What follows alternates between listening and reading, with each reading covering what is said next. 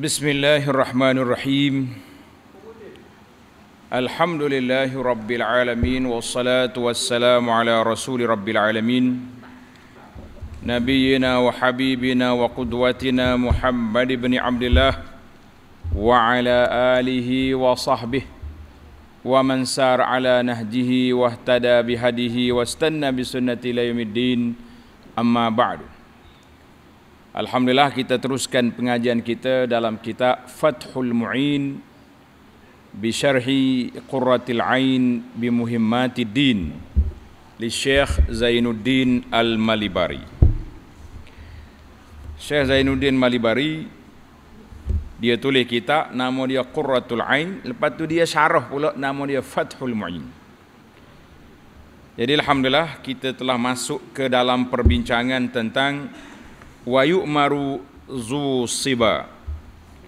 Wa yu'maru zu siba,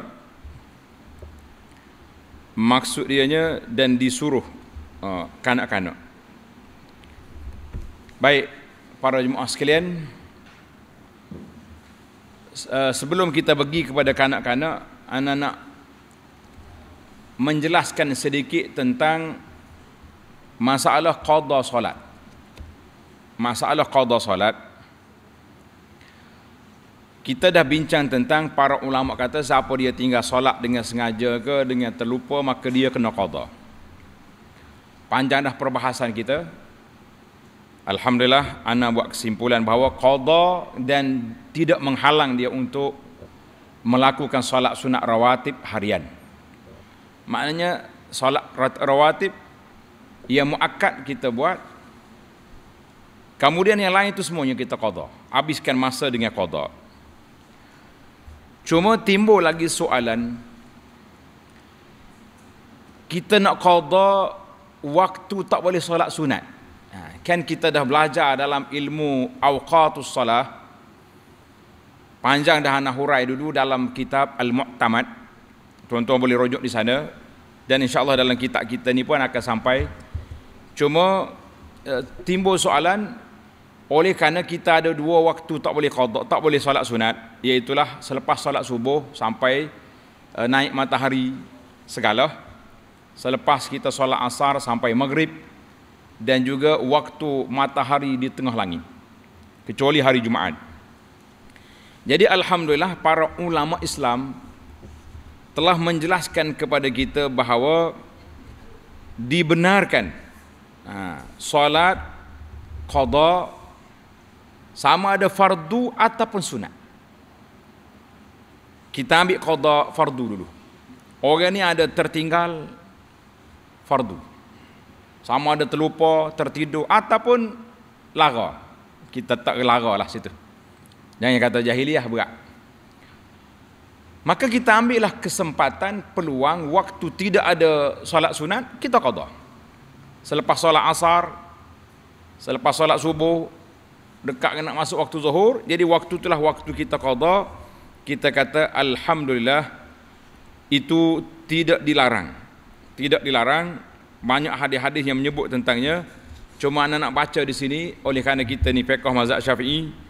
Al-Imam Nawawi rahimahullah taala dalam kitabnya Al-Majmu', dalam kitab Al-Majmu' dia kata, fa mazhabuna, mazhab kita, mazhab Syafi'i, larangan solat pada waktu-waktu larangan tersebut iaitulah kepada solat sunat. Solat sunat biasa, dia panggil solat sunat mutlak yang tidak ada sebab. Adapun solat sunat yang bersebab, maka tidak dilarang. Tidak dilarang.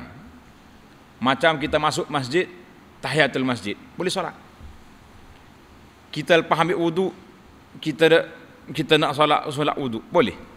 Itu dia panggil. Baik.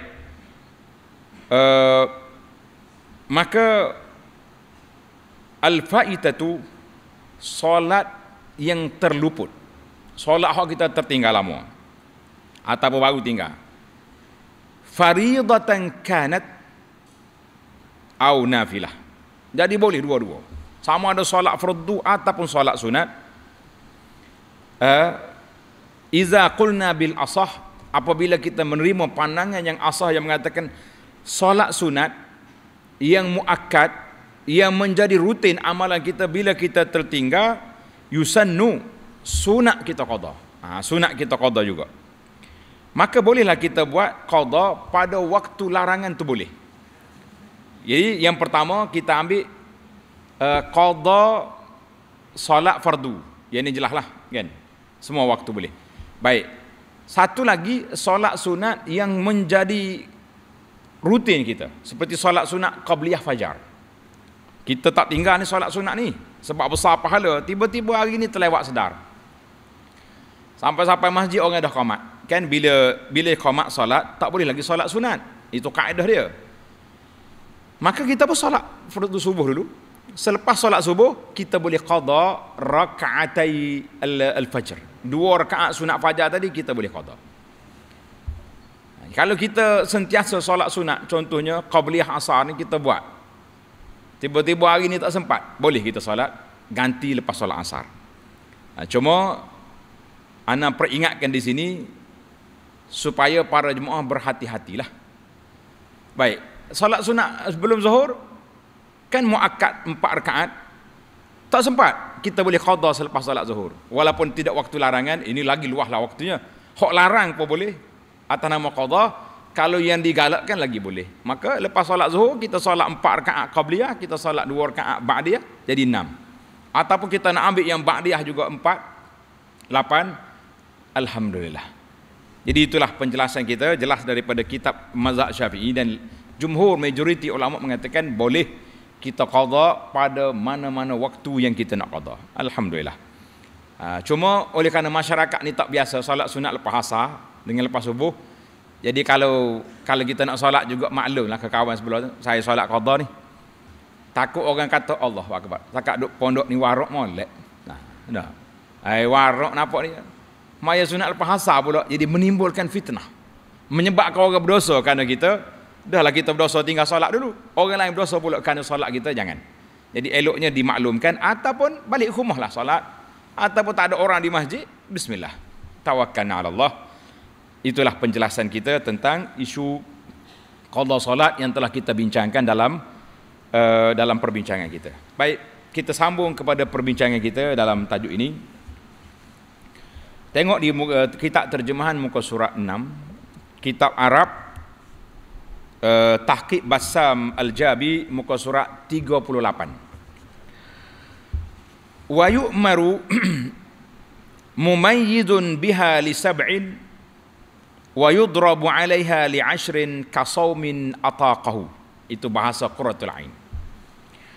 Maksudnya, tengok kitab kita, wa yu'maru zu siba, dan hendaklah disuruh, diajar kanak-kanak zakaran wa unsa, kanak-kanak laki-laki, kanak-kanak perempuan. Kalau kita ada kanak-kanak unsa, 2 anak, disuruh juga. Mumayyizun, yang sudah mumayyiz. Apa sudah mumayyiz? Iaitu yang sudah boleh makan, tengok ni, bi ansara yakulu wa yashrabu wa yastanji wahdahu. Maksud dia mumayyiz ni kanak-kanak yang sudah pandai makan sendiri, boleh minum sendiri, dan boleh bersuci sendiri. Mana dia, kalau dia pergi tandah tu tak payah mak dia pergi basuh lagi, dia pandai basuh dan bersih. Alhamdulillah, itu panggil mumayyiz. Maka ay yajibu ala kullin min abawaihi wa in ala, maka wajib, dengar ni, dengar ibu bapa, maka wajib di atas tiap-tiap dari 2 orang, 2 ibu bapa, 2 sekali kena, mak dia, ayah dia.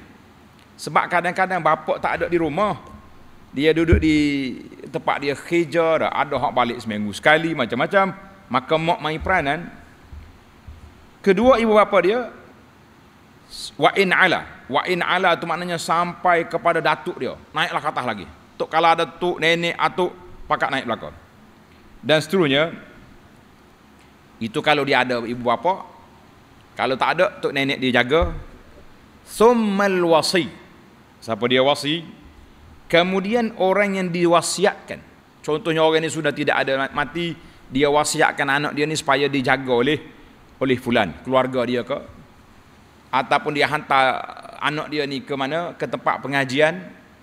Kan ada setengah tempat tu budak-budak kecil boleh ambil.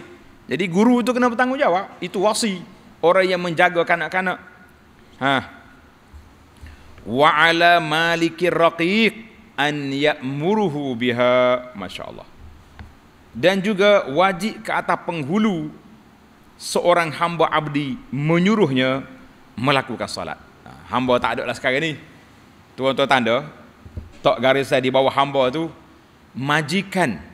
Tulis itu. Kita tukar daripada hamba kepada, jangan potong kitab tu betul. Kitab tak salah. Abu Anah tambah. Kita kata oleh kerana hamba abdi tidak ada, yang ada pada kita hari ni majikan. Makna majikan, kalau kita ada bibik kat rumah kita, kita ada orang kerja dengan kita, menjadi tanggungjawab kita tegur mereka, suruh dia solat. Ni tak tahannya pekerja nak pergi solat pula tokai marah. Ini masalah. Hak ni tokai dulu pula kena miat. Dah. Mu ni majlis masalah. Jadi kita ambil sekali dengan tokai-tokai dia. Maka yang pentingnya dalam bab ini yang kita naknya kanak-kanak. Mana orang di bawah jagaan kita. Melakukan sembahyang ya'muru biha ayat salat walau qadaan, walaupun sembahyang qada. Biasalah anak-anak ni nak kejut dia solat subuh sekali dengan kita. Musim-musim sejuk ni rasa kesian tak? Budak kecil ni kita kejut dia tak mau bangun, biar. Tapi bila dia sedar pukul 7 pukul 8 nanti, adik, abang long ngoh solat. Suruh juga dia, biar dia tahu subuh itu kewajipan dia solat. Cuma dari sudut waktu pelan-pelan lah. Kalau dah besar sikit lagi kita tahu lah waktu tak lima, bukan ni bukan subuh gajah ni dinasur ni lah. Jadi kita naik waktu dia, kita jaga. Cuma diajar cara-cara solat biar sempurna, biar dia tahu waktu ni ada solat subuh. Bangun tidur ada solat subuh. Biar dia, orang Kelantan kata biar gerak. Biar gerak mana biar dia biasa. Wa bi jami'i syurutiha, dengan semua syarat-syaratnya bila yang berkenaan itu berumur 7 tahun. Jadi bila anak kita umur 7 tahun, kita kena ajar dia dengan syarat-syarat solat biar sempurna. Kalau tidak, adik anak solat pakas maya gitu, ada wudu? Tak ada lah. Maknanya kita kena didik dia biar solat sempurna dengan didikan yang sempurna. Mana mung maya betul-betul. Jangan duk main-main. Nak ada wudu. Ni kadang-kadang kita suruh anak kita solat pakai seluar pendek. Duk melopak mai. Maya, bangun mari maya dengan seluar sapok atau orang Kelantan. Seluar sapok ni seluar pendek. Mana boleh tak tutup aurat lah. Kita suruh tutup aurat. Yang perempuan tutup aurat betul-betul, jangan duduk jaga apa-apa hatu pagi mari. Nah, mana tutup aurat. Jadi ini antara syarat-syarat yang kita kena ada. Maknanya dalam hadis ini kita kena jaga anak kita, suruh anak kita apabila berumur 7 tahun, ai ba'da sab'in minas sinin, iaitu tahun qamariyah. Apa dia mana tahun qamariyah? Ada nama kan nak kira tahu, cari makcik qamariyah dulu lah. Tahun qamariyah itu maksudnya tahun hijri. Hijri dia guna bulan. Kan? Pasal itulah tahun hijri kita ni 1 hari bulan gelap, 5 hari bulan cerah, 15 cerah. Lepas tu dia undur balik. Itu dia panggil qamari. Kalau siang hari tu, itu dia panggil tahun syamsi, tahun matahari, mana kita ikut waktu matahari. Tahun qamari lebih cepat. Iaitu selepas berumur 7 tahun daripada tahun-tahun itu, iaitu selepas tamam itu makna sempurna 7 tahun. Wa in mayyaza qablaha, walaupun dia sudah memayyiz sebelum tu. Mungkin anak kita umur 6 tahun cerdik dah.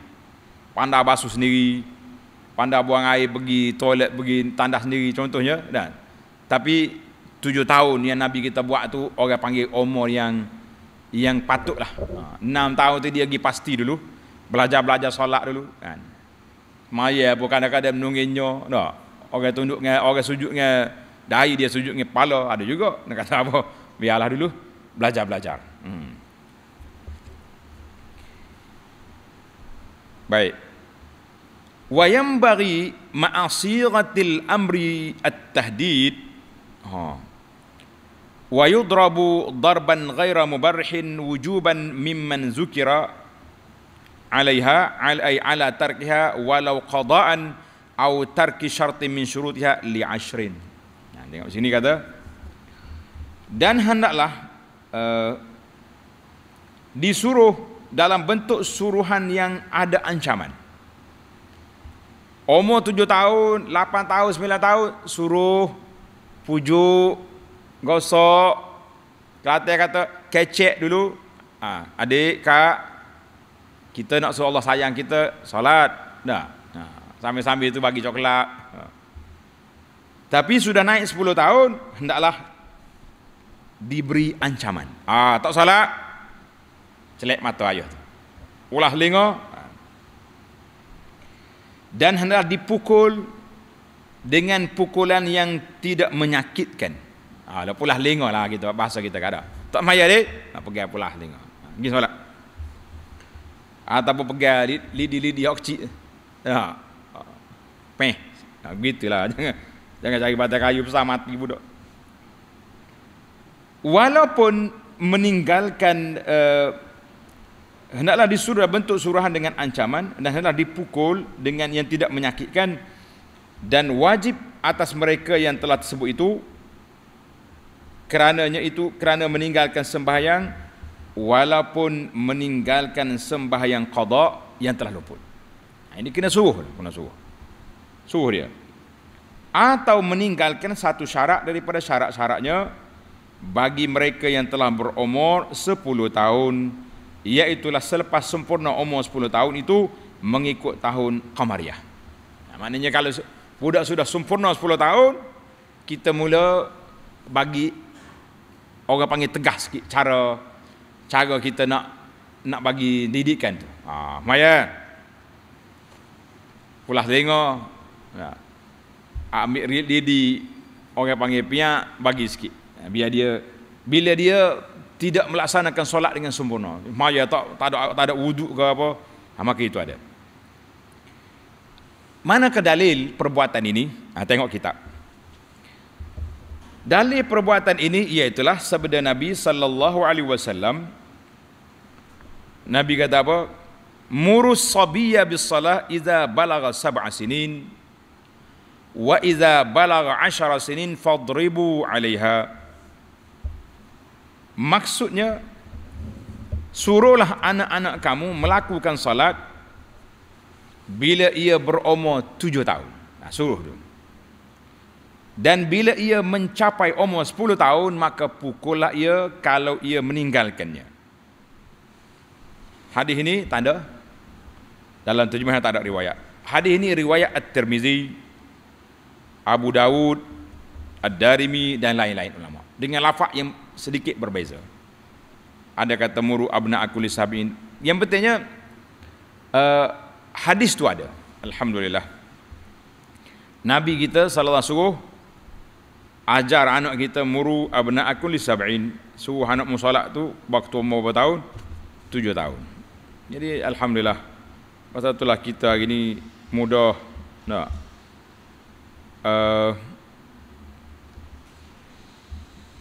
ada satu program dalam hadis, dalam ni telefon nama dia Al-Bahithul Hadisi. Orang yang pandai bahasa Al-Bahithul Hadisi, dia kena masuk dalam telefon ni mudah. Tengok. Tak sampai setengah minit cari hadis. Dia kata an Suburah bin Ma'bad Al-Juhani, hadis ini murus sabiyya bis salat idza balagha 7 sinin wa idza balagha 10 sinin fadribu 'alaiha. Rawahu Abu Dawud wa ramai lagi lah. Seperti yang telah kita sebut tadi. Alhamdulillah. Baik. Kasaumin ataqahu fa innahu yu'maru bihi li 7 wa yudrabu 'alaiha li 10 kas-salah. Ni. Tengok kita ni. Seperti halnya ia juga jika dia terdaya untuk berpuasa, maka hendaklah disuruh berpuasa bila berumur 7 tahun dan dipukul kalau dia meninggalkan puasa tanpa keuzuran bila berumur 10 tahun, sebagaimana halnya dengan meninggalkan solat. Mana anak kita 7 tahun, kita galakkan dia solat, puasa dah, puasa. Kalau dia boleh puasa setengah hari, dia boleh puasa sampai ke petang, maknanya latihan tu akan ada. Orang Kelantan kata puasa yuk-yuk, dia panggil dah puasa yuk-yuk. Tengah puasa buka puyuk, budak-budak dia kata, mak lapar. Senyap bunyi kokeh-kokeh dapur cari makan dia lebih. Budak-budak. Yang penting kita latih dia. Umur 10 tahun dah je 3. Dah je 4 dah. Jadi hak ni besar dah. Bolehlah kita keras sikit. Itu pun nak nampak dia balik lembek. Allah, tak bermain, boleh lagi dia buka, bukan wajib, cuma itu latihan. Itu dia panggil latihan. Apakah hikmah? Tanda. Tulis tepi kitab tu hikmah. Hikmah diperintahkan sedemikian. Apa hikmah? Jadi kita kena belajar hikmah. Dalam syariat ni banyak ilmu-ilmu yang kita boleh korek dia punya sebab. Hikmah, dia panggil ilmu tentang hikmah, ilmu illah. Tapi kalau orang kampung kata ilmu hikmah lain, dia bomo pula tu dah. Orang ni ada ilmu hikmah ni, ada makar dia panggil, atau maiji macam-macam lah.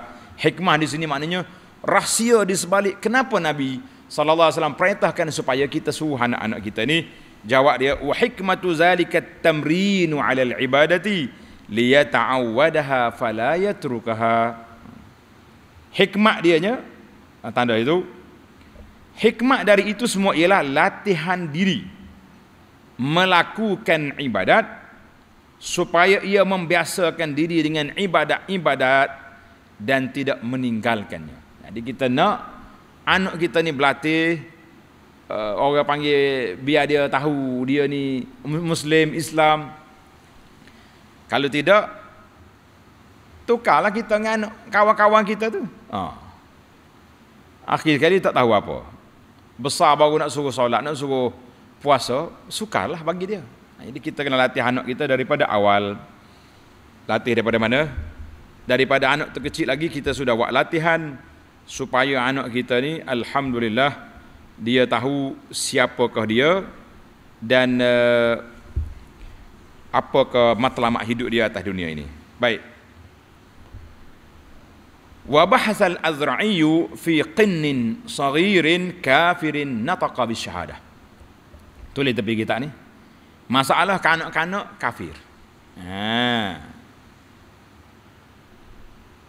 Al-Syekh Al-Azra'i. Al-Azra'i ni siapa? Tanda nama. InsyaAllah kalau kita lalu nama-nama ulama ni kita cuba perkenalkanlah. Al-Syekh gelaran dia Syihabuddin Abul Abbas, itu pun kunyah dia. Nama dia Ahmad bin Hamdan bin Ahmad bin Abdul Wahid bin Abdul Ghani. Panjanglah dia ni. Dia ni dilahirkan pada tahun 709, mati 783. Nazil Halab, warga daerah Halab. Halab ni orang Syam. Syekhul Bilad Asy-Syamaliyah. Dia ni faqih, ulama besar dalam mazhab Syafi'i di kawasan itu. Di kawasan Halab. Al-Halabi kata orang. Halabi itu di Halab. Kalau bahasa orang putih dia panggil Aleppo. Aleppo, Halab. Kata kita tak nak panjangkan nama-nama orang ni, cuma nak ambil biar kita kenal nama tuan-tuan guru ni kan. Jadi Al-Imam Al-Azra'i rahimahullahu ta'ala membahaskan masalah hamba qinnun, makna hamba yang kecil, laki-laki yang kafir. Orang ni ada hamba tapi kafir dia ni, budak, anak orang kafir, yang menuturkan 2 kalimah syahadah. Jadi budak ni sudah mengucap dah dia, asyhadu an la ilaha illallah wa asyhadu anna Muhammadar Rasulullah. Jadi bagaimana sikap kita? Nak suruh solat kali dengan anak kita ke? Biar. Bahawa sunat disuruh ia melakukan solat dan puasa. Jadi Azra'i kata, bagi anak-anak orang kafir yang duduk dengan kita, hamba-hamba kita tu kanak-kanak, oleh kerana dia sudah mengucap, kita suruh dia solat, kita suruh dia berpuasa. Dan hendaklah diberangsangkan, maknanya an yu'maru nadban bis salah. Kita memberangsangkan, kita galakkan dia solat, puasa min ghairi darbin, tanpa memukulkan dia. Mana kalau dia tak semaya, tak sedap pukul lah, gaya ya. Mari solat, lepas dia solat kita pun hajat makan. Maknanya lebih kepada pujuk. Tidak memukulnya kalau ia meninggalkannya liya'lafal khaira ba'da bulughihi, supaya ia menjadi jinak biasa dengan amal kebaikan selepas balik dia. Bila dia balik, waktu tu dia gezek lah agama dia kan. Walaupun ia enggan, wa in aba, walaupun ia enggan, kiasnya adalah itu. Mana kalau dia tak nak pun kita suruh juga. Biar dia biasa. InsyaAllah mudah-mudahan mari hidayah penuh pada dia. Lebih warak lagi dia daripada anak yang orang Islam yang beranak daripada ibu bapa Islam, insya-Allah. Baik. Itu hukum yang pertama, kanak-kanak. Kita wajib ajar mereka apa dia? Akidah. Akidah ni tauhid pada Allah Azza wa Jalla. Kemudian kita ajar dia solat. Sambil duduk solat tu tauhid dah tu. Belajar Fatihah. Dalam Fatihah tu mengandungi tauhid pada Allah Azza wa Jalla. Alhamdulillahi rabbil alamin, iyyaka na'budu, semua ada. Lepas kita baca ajar dia pun Al-Fatihah ajar qul huwallahu ahad, Allahu akbar. Al-Fatihah dengan 3 kul, mantap akidah, insya-Allah. Kemudian solat, apa lagi yang perlu kita ajar kepada anak-anak kita dengan ibu bapa semua, menjadi kewajipan kepada kita mengajar anak-anak kita umur ad-diniyah, perkara-perkara agama. Wa yajibu alaihi aidan ala man marra nahyuhu anil muharramat wa ta'limuhul wajibat wa nahwaha min sa'iris syara'i'iz zahirah walau sunnatan kasiwakin. Allahu akbar. Dan wajib pula ke atas mereka yang terdahulu itu. Siapa dia? Ibu bapa, tok nenek, wasi, para penjaga, melarang anak kecil itu dari perkara yang diharamkan. Benda-benda haram kecil aja. Ini tak boleh. Ini tak boleh. Cuma ada sedikit masalah. Ulama fiqh kita ni kata boleh kita pakaikan anak laki-laki, budak laki-laki kecil rantai emas, apa ni, cincin emas. Dia kata budak tak ada taklif. Tapi apa yang ana nampak tidak elok. Sebab apa? Takut dia biasa. Comel, nanti dia besar tak nak buka dah. Itu masalah. Sama juga dengan anak-anak perempuan kita hak kecil-kecil. Kita ajar dia pakai yang orang putih. Dia panggil pakai gaun ke, pakai skirt, pakai seluar ketat. Budak ni kalau dah biasa daripada kecil duk main seluar ketat, pas besar jadi bini orang pun nak ketat lagi seluar. Lo ni bukan seluar ketat. Dia panggil legging ke apa benda? Hak seluar hak orang pakai dalam tu. Legging. Kau tak reti dia ni. Orang Muslimat yang tahu dah. Ya betul, seluar ni dia panggil seluar hak buku, macam buku nakal tu apa. Seluar ni kalau kita duduk negeri sejuk, negeri orang putih ke negeri Arab ke, memang Muslimat pakai, tapi dia pakai dalam seluar dia. Dia pakai hal tu untuk tahan sejuk. Mari pak kita ni seluar tu yang ngomong pergi pasar malam. Subhanallah. Kita kata dia ni modern ke bengong ni lagu ni. Tak tahu pakai ia berapa. Maka kita kena molek. Pakaian anak kita kalau daripada kecil duk ajar lagu ni, besar lagu tu jadi. Ada orang kritik. Dia kata, wak nanya ke budak-budak pasti ni. pasti ke apa jenis, pastilah jenis hok. Pakai kain tudung, baju kurung gitu. Oh lo sebeh gitu. Nyo kritik boleh. Ana bila sampai-sampai atas anak pasti tu kita tengok juga orang atas anak duk mikir kata siapa dia patut masuk pasti ni. Mak dia ke anak dia? Anak molek tudungnya berapa, mak ngok baju dengan sekerak. Tudung belik tekak pak betih nampak kata mak dia tu kena masuk pasti bukan anak. Hak ni hak tak erti ni. Masalah. Ini tengok ni. Yajibu wajib ke atas suami menyuruh isteri tutup aurat. Bapa ibu menyuruh anak-anak ni benda-benda yang diharamkan. Tak kira lah dari sudut apa dia pakaian ke benda-benda, ya penting benda tak baik. Dan satu lagi, kita kena buat satu kempen gerakan besar-besaran kepada penjual-penjual ni supaya tidak menamakan makanan-makanan kita tu dengan nama benda haram. Apa dia? Ni sedap jual daging bakar, tulis besar pula tu, duduk tepi masjid, burger RM2.50. Bawah pada burger hot dog RM3. Hak je belinya ni, hak tunggu masjid ni jujur kakak beli hot dog 2 batang. Kata orang tu meh makan juga kakak ni. Ni kita kata ni masalah besar. Tak okeylah kita orang Muslim tak tahu nama-nama yang tidak baik.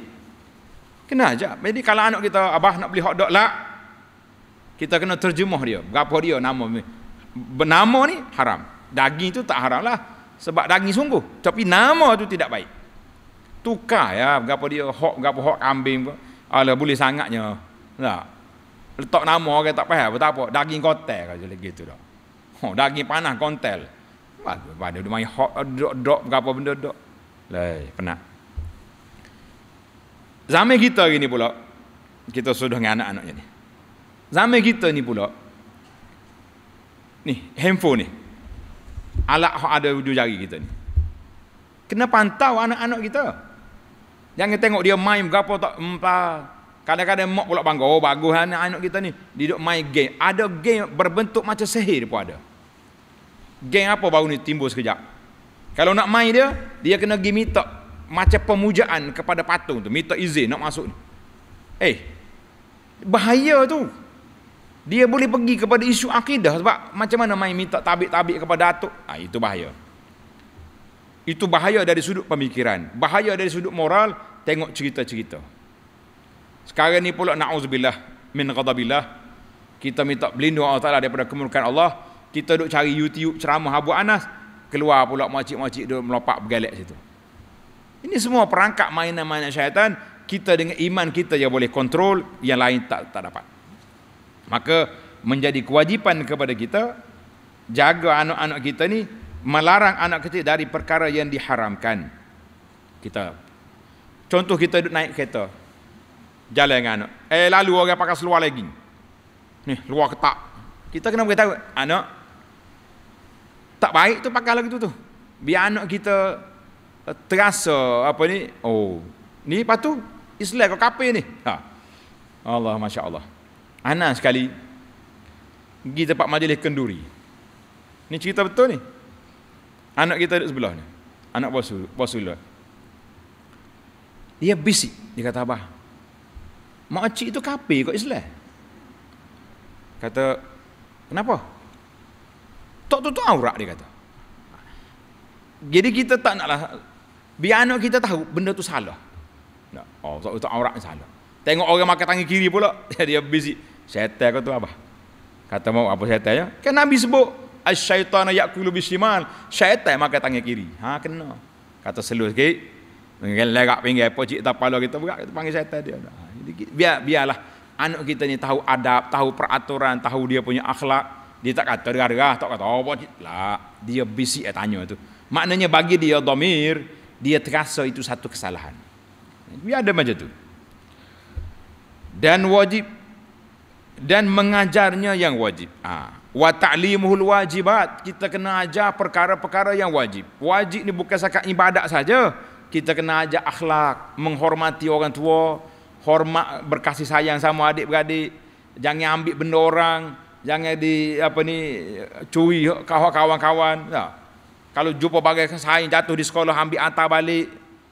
Itu semua didikan. Ni kalau tidak kan habis orangnya kutip. Lah, setengah anak orang ni suka balik bagi orang. Tengok-tengok dalam beg dia, banyak mainan ni mari mana ni? Kawan bui, kalau nampak pelik sangat kena telefon. Kena pergi sekolah tanya khabar ni, betul kau ni anak saya ni awak bui kau senyap-senyap dia kutip balik. Jadi bahasa jenis anak pengutip barang-barang orang pun ada juga. Jadi kita kena ajar dia jangan ambil barang orang, jangan. Kesan budak ni Allahu Akbar. Kesan pendidikan awal memang besar. Dia akan teringat sampai dia besar. Tak boleh ambil prinsip hidup saya tak ambil hak orang. Bahkan ayah kita rahimahullah ta'ala, dia tak ajar berhutang dengan orang. Tak ajar berhutang. Jadi kita ni kalau berhutang dengan orang, pusing lalu. Cakap nak bayar. Pasal kita dibiasakan supaya hidup jangan berhutang. Hidup jangan berhutang. Setengah orang tu kak, kerja dia berhutang dengan orang. Nak beli aiskrim berhutang, esok tak bayar. Ya tak apa. Baik. Apa lagi? Mengajar yang wajib dan hukum-hukum yang lain daripada hukum-hukum syariat yang zahir. Walau sunnatan, dan kita ajar juga perkara-perkara sunat. Perkara sunat dalam kehidupan ajar daripada kecil. Mari kita belajar solat sunat. Kita belajar puasa sunat. Kalau dia mampu setengah hari. Dan kita buat amalan-amalan sunat. Dalam kitab kata kasiwakin, seperti bersugi. Budak-budak ni payah juga nak bersugi, tak? Kuning gigi pun sengih lah. Paling kurang kita kata tak sugi lah. Dah lah Tuhan tak suka, ulak pula suka. Nak kata apa? Dia sayang gigi dia, bersugi. Jadi kita kena ajar bersugi, ajar mandi yang bersih, jangan membazir air. Ni setengah anak ni jadi bomba. Kalau dia masuk dalam tanah agak sembuh habis air dah. Dia main jadi bomba, dia sembuh. Kena pula rumah kita pula tekannya air kuat, Allah puas hati dia. Jadi kita kena ajar benda-benda macam tu. Kalau masuk tandas, pam biar molek, basuh biar sempurna. Sebab kalau anak kita basuh tak sempurna, keluar tandas, kita pula pergi pijak atas dia, macam mana kita nak solat dengan kesan-kesan najis? Banyak tu kesan. Ajar dia basuh betul-betul. Nak keluar daripada bilik air, tandas, cucu kaki, basuh kaki, biar dia keluar, supaya anak kita ni jaga taharah yang baik-baik. Jaga betul-betul. Kena ajar. Wala yantahi wujubu ma marra ala man marra. Tengok ni bahasa Arab sedap. Wala yantahi wujubu ma marra ala man marra illa bi bulughihi rasyida. Dan tidak habis tanggungjawab. Tulis itu. Tidak habis, tidak tamat tempoh tanggungjawab ibu bapa yang wajib atas mereka menjaga, mendidik itu, mengajar apa yang terdahulu itu, melainkan dengan balighnya anak itu dan rasyid, cerdik dah dia. Kita ni ada dua. Satu baligh, satu lagi aqil. Ada orang baligh, maknanya baligh ni tahu dah baligh dengan apa dia kan? Baligh ni dalam fiqh Syafi'i kata umur 15 tu baligh dia. Ataupun dia bermimpi anak perempuan mari haid, balik. Tapi adakah dia rasyid? Adakah dia sudah matang? Kadang-kadang balik pun tak rasyid. Maka selagi tidak rasyid, menjadi kewajipan kepada kita jaga dia, didik dia. Jaga baik-baik. Allahu Akbar. Wa qadiyatuhu fa'ujratu ta'limihi zalika kal qur'ani wal adabi fi malihi summa ala abihi summa ala ummihi. Tentang belanja anak kita nak belajar, mengajar semua itu seperti belajar mengajar Quran. Kita nak ajar anak kita tak erti, kita hantar kepada guru Al-Quran. Dan adat-adat itu, mana adat tu pergi mengaji di sekolah lah, di madrasah,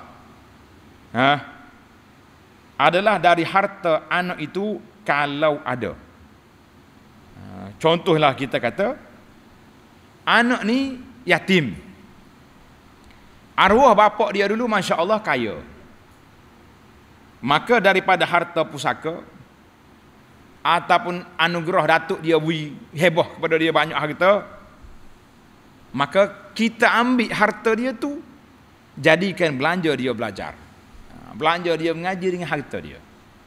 Kalau dia ada harta, kemudian dari harta bapa, kalau dia tak ada harta, ayah dia lah tanggung. Kan? Kemudian summa ala ummihi, kemudian atas ibu dia, kalau mak dia ada harta. Kalau mak dia tak ada harta, dia akan pergi kepada wali aulia, wali-wali dia. Ini yang kita sedih hari ini. Masyarakat kita tak apa nak jelas di sini. Tak apa nak faham.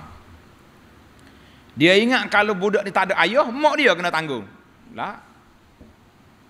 Bukan kerja mak dia tu. Mak dia tolong jaga ya. Keluarga dia tu kena ambil cakna, kena ambil tanggungjawab. Maknanya kalau budak ni mati, ayah dia mati, siapa dia kah yang penerima, penjaga, wali dia? Pak saudara dia, atuk dia. Jadi orang ni yang akan. Mak dia ni juru jaga. Kita kena beri nafkah kepada ibu dia. Ni tak pakai jadi ibu tunggal.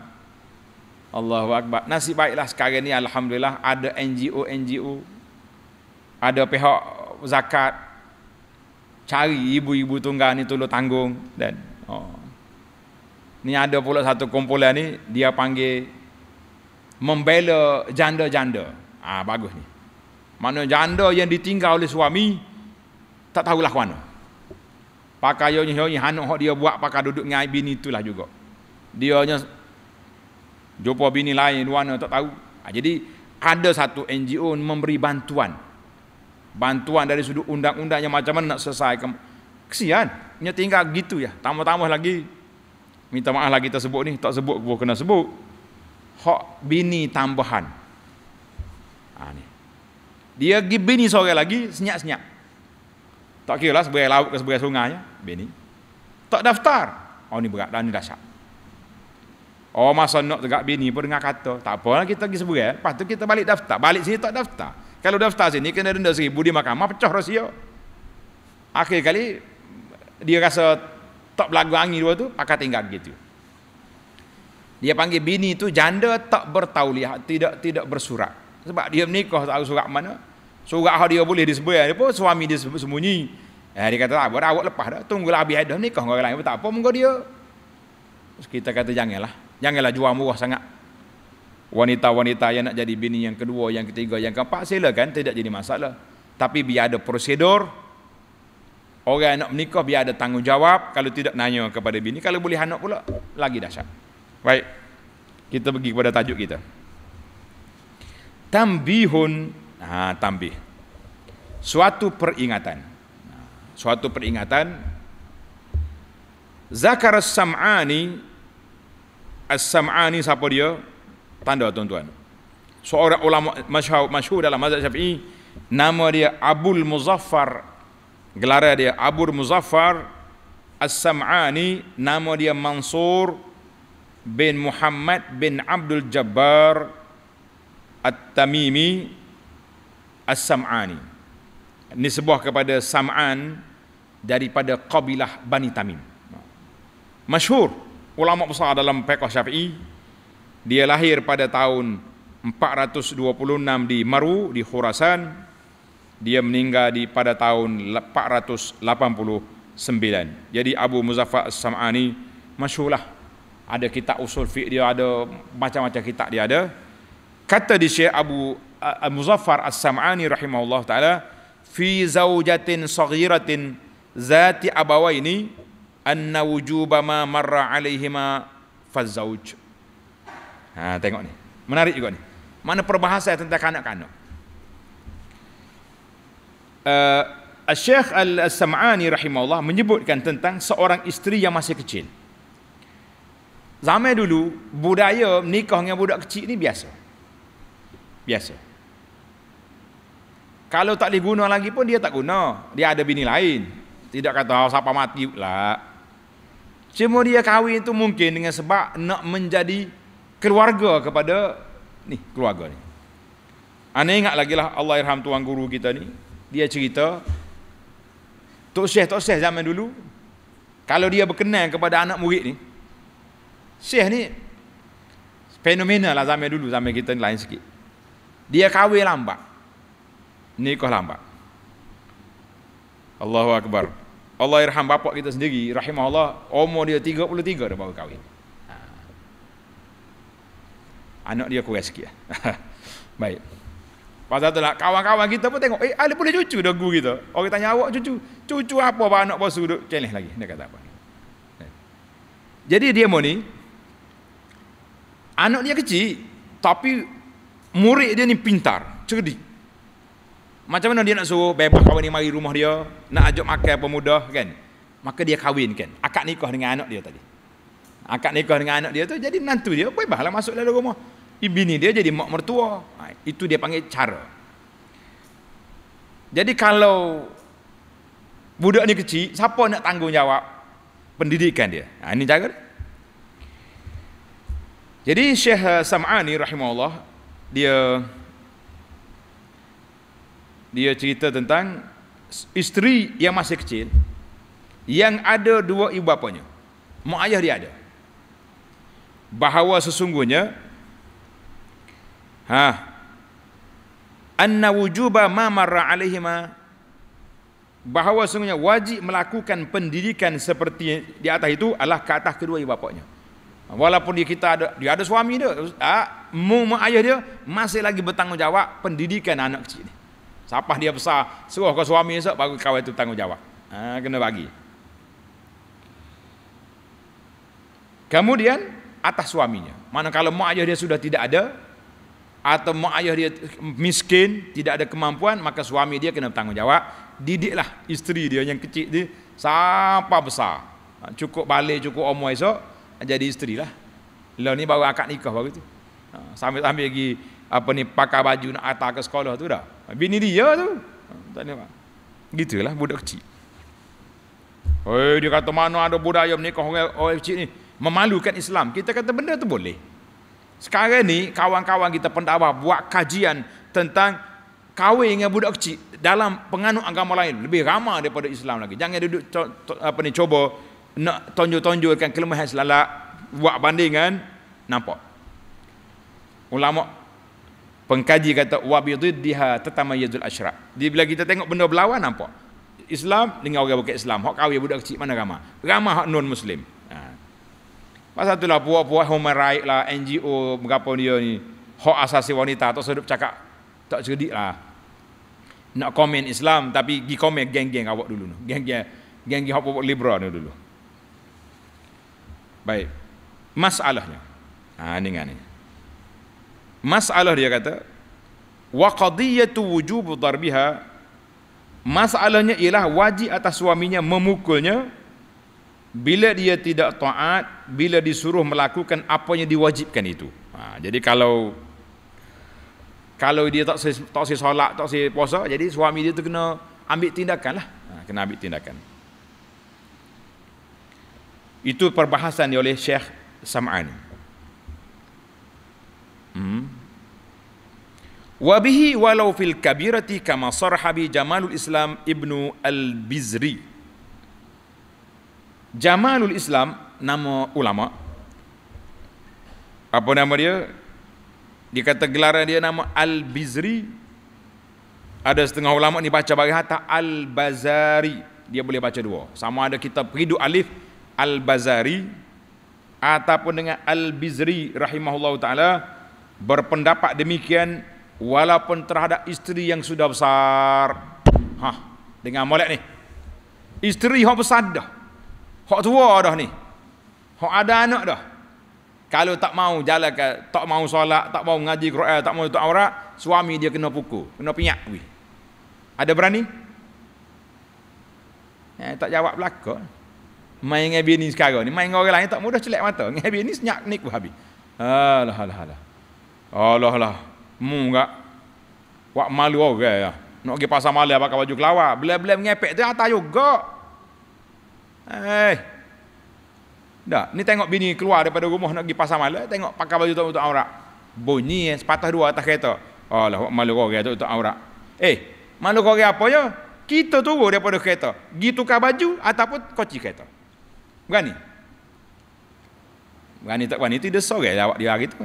Nah. Ha. Penakut hari kita ni dengar. Pasal itulah di antara doa yang Nabi kita salah ajar, Allahumma inni a'udzubika minal jubni wal bukhli. Kata belaka, ya Allah aku minta berlindung denganmu daripada sifat pengecut, penakut dan juga bakhil. Kita dengan orang lain berani dengan anak-anak dengan bini menakut angin. Oh, saya berani. Setengah ustaz tu dia tak kata gitu. Dia kata saya tak takut dia tak takut kita. Itu masalah. Dia badi orang panggil badi berlepas tekak. Tak, kita tak takut dia tak takut kita. Dua-dua takut belaka jawab dia. Baiklah.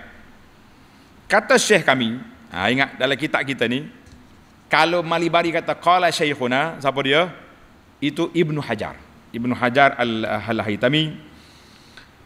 Allahu Akbar, dia kata wa huwa zahirun illam yakhsha nusyuzan. Itu zahir. Maknanya suami kena pukul, kena larang isteri yang tak dengan kata ini, itu zahir. Tetapi takut berlaku nusyuz, takut dia jadi memberontak, maka hati-hatilah.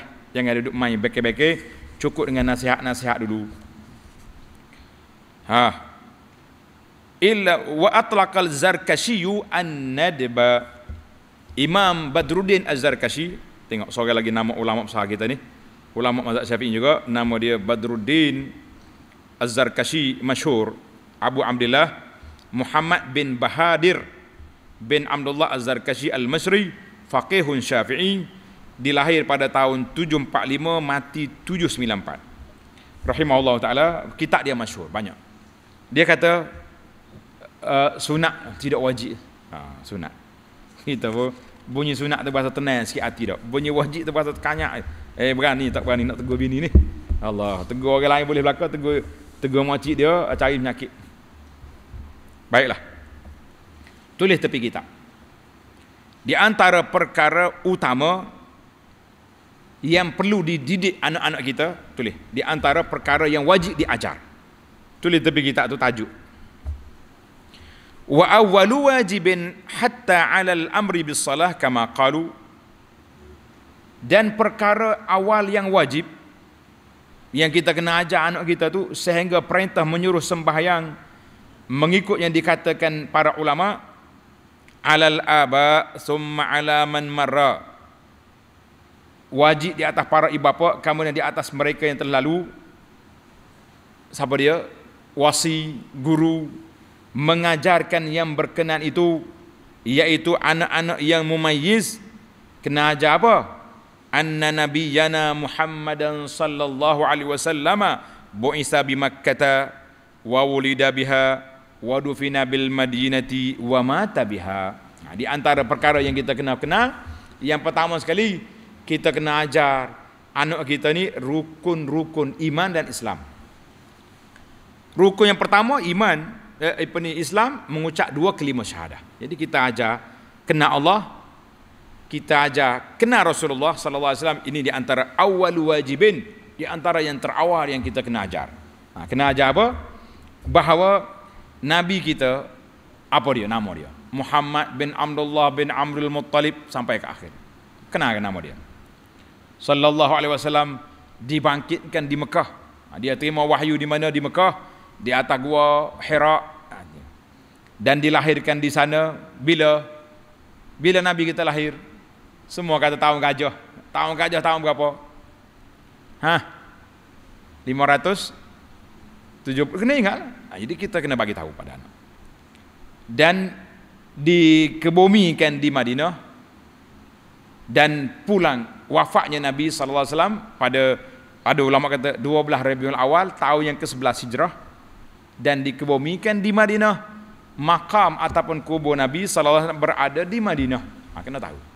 Jadi kesimpulan kitanya, pendidikan anak-anak yang kita kena cakna ataupun kena ambil tahu besar-besarannya, iaitulah kewajipan didik anak dengan akidah. Jangan duk asap dalam telinga anak kita dengan hantu. Gelak tu hantu dia. Lama-lama dia cari tak jumpa hantu. Aku jak budak kecil lagi, siapa ke besar tak jumpa lagi hantu. Dia duk mikir dalam otak dia lagu mana hantu. Satu hari dia tengok mak dia keluar rumah tak tutup aurat. Rambut jerebar tak pakai tudung. Dia kata kali lagun ni, kali hatu ni. Bahasa jenis jerebar rambut tu bergoseng dah. Mok ni macam hatu je. Warna agak-agak. Kalau anak kata gitu kau mok, bahasa budak ni. Baru tahu. Tak usah duk ayat hantu. Tuhan. Dia kena tukar ayat. Sebenarnya Tuhan. Bukan hantu. Kita balik ayat jadi hantu. Pak kecil, pak tua jadi takut ke hantu. Dah. Kita jadi takut ke Tuhan. Bagaimana kita nak kenal Allah? Kita ajar dia nama-nama Allah. Kita ajar dia sifat Allah Ta'ala. Kita perkenankan makhluk-makhluk Allah Ta'ala ni ada pencipta. Bagaimana kita nak kenal Nabi SAW? Kita ajar yang benar-benar Nabi kita ni siapa? Apakah sifat dia? Apa ajaran dia? Apa yang diperintahkan oleh Allah kepada kita tentang Nabi SAW? Apakah sunnah Nabi? Ajar daripada kecil. Biar anak kita ni cinta kepada Nabi, cinta kepada sunnah. Ni ada setengah orang ni silap faham. Dia duk ajar cinta ke Nabi, tengok barang-barang. Tanda cinta Nabi, ambil gambar capar. Habisnya tepek dinding gambar selipar belakang. Pak atas piuh tepek, baju pun tepek. Nah, di kereta bergambar capar. Lah, kita bukan main replika, kita main ajaran. Apa Nabi suruh buat? Oh, bangun tidur siwak. Ambil wudu, lepas ambil wudu baca doa. Sudah baca doa pakai baju comel-comel, apa dia? Solat sunat. Itu aja Nabi. Lepas pada solat, zikir lepas solat. Lepas maya subuh, zikir pagi. Menghormati ibu bapa. Mari kita ajar kepada anak kita apa yang disungkai, yang disayangi, yang diajar oleh Nabi sallallahu alaihi wasallam, itulah tanda cinta Nabi sallallahu alaihi wasallam. Bukannya cinta cari barang-barang. Ni buah, ni mencari cerita hak tu cerita ni, saya ke Nabi tanda ni. Kadang-kadang dia tulis di kereta dia besar, Allah Muhammad. Tapi kak dia lalu tu macam disco, gedebung-gedebang dalam kereta bunyi lagu. Allah Muhammad, orang baik pun tak berhenti. Itu pasal itulah tanda cinta Nabi. Bukan kita boleh buat suka-suka. Anak tulis satu risalah. Tuan-tuan boleh baca tajuk risalah kita ni. Tanda dan bukti. Kita nak tanda dan bukti kita ni cinta Nabi sallallahu alaihi wasallam. Kita cek tengok. Aku ni ada tak tanda-tanda ni? Dalam risalah-risalah kita ni, tuan-tuan boleh ambil. Risalah ni banyak. Tanda bukti cinta Nabi sallallahu alaihi wasallam. Bagaimana cara nak solat, semua kita bagi cara percuma supaya jemaah kita ni alhamdulillah dapat baca ringkas-ringkas. Boleh ambil balik kepada keluarga, baca di rumah dengan anak-anak insya-Allah. Baiklah para jemaah sekalian, tamatlah perbincangan kita. Secara ringkasnya, baru ni anda dah keluarkan satu buku yang ditulis oleh Imam Nawawi mengenai, nak tanya dia Tahzibus Sirah. Tahzibus Sirah ni kecil ya. Kalau tuan-tuan duduk baca dengan anak-anak, tak ada habis dua apa ni? Tak ada habis 2 puyuk nasi. Khatam dah kitab tu. Kalau habis hari ni tambah pula esok kan. Baiklah para jemaah sekalian, kita berhenti setakat itu dulu. Faslun fi syurutis salah. Fasal tentang syarat-syarat nak solat. Syarat nak solat tu dalam kitab ni kata ada syurutus salati khamsatun. Syarat solat itu ada 5. Insya-Allah kita dalam sidi yang akan datang kita masuk kepada syarat solat. Subhanakallahumma wa bihamdika asyhadu an la ilaha illa anta astaghfiruka wa atubu ilaih. Wa sallallahu ala nabiyyina Muhammadin wa ala alihi wa sahbihi ajma'in. Walhamdulillahi rabbil alamin. Wassalamu alaikum warahmatullahi wabarakatuh.